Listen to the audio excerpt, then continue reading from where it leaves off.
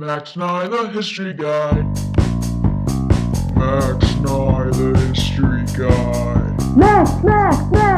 History rules. Max Nye the History Guy. Max Nye the History Guy.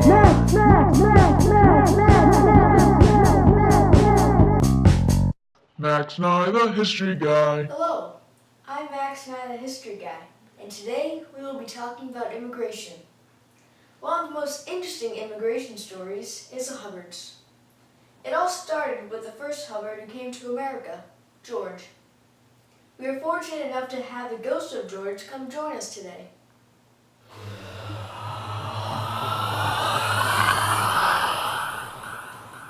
Hi George, how are you? I'm great. And you? Just great. So what year did you come to America? I came to America from the south of East England in 1633. At the time I was 39 years old. So you came during the Great Migration, which was between 1633 and 1635? Yes, I came during the Great Migration with many, many other families.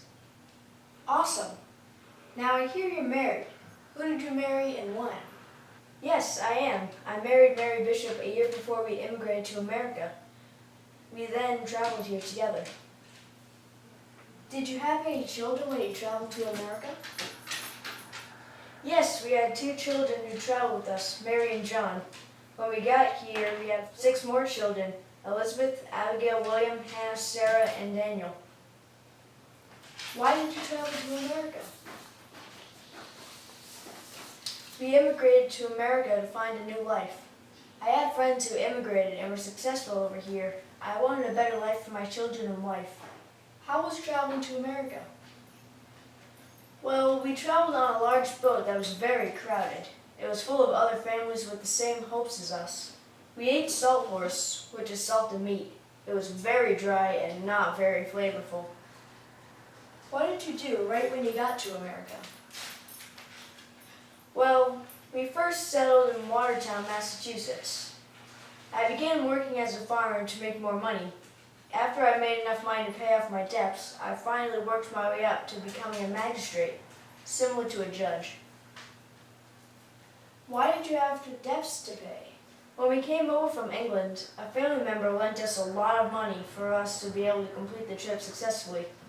In order to pay them back the money, I had to work as a farmer. Eventually I did, though. Did you have any animals on your farm? Yes, we have a variety of animals. Cows, chickens, and a dog. I actually have my dog with me today. His name is King, named after King George. King, come here. Sit. How cute. Great. So did you live in Watertown forever? No, in 1636, my family and I moved to Wethersfield, Connecticut. What did you do in Connecticut? In Connecticut, a group of men and I traveled to different towns and settled them.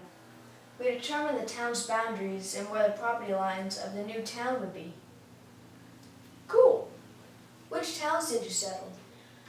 We settled Wethersfield, the town that I lived in, as well as Milford and many others. Awesome. While living in Wethersfield, I heard you were permitted certain trading rights?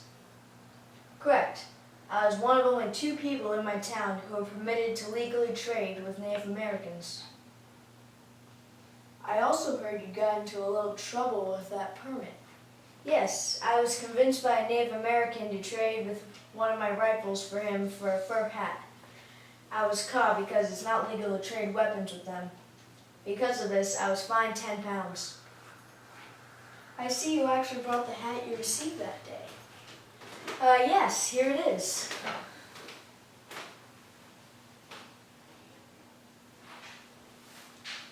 Do you have any more artifacts to show us? Well, I have a few pictures.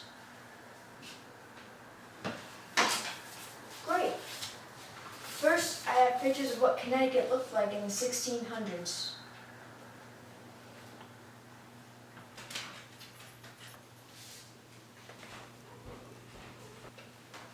I also have pictures of what the ship looked like when I immigrated to America. Although I do not have the exact ship, this one is identical. Those are great. Also, there's a painting of a man behind us. Who is this? This is also George Hubbard. Captain George Hubbard served in Washington's army in 1776. This painting was done in the late 1770s. It is still hanging in the Hubbard's household today. That's a great painting. Well, thank you for being here today. I appreciate it. No problem, Max.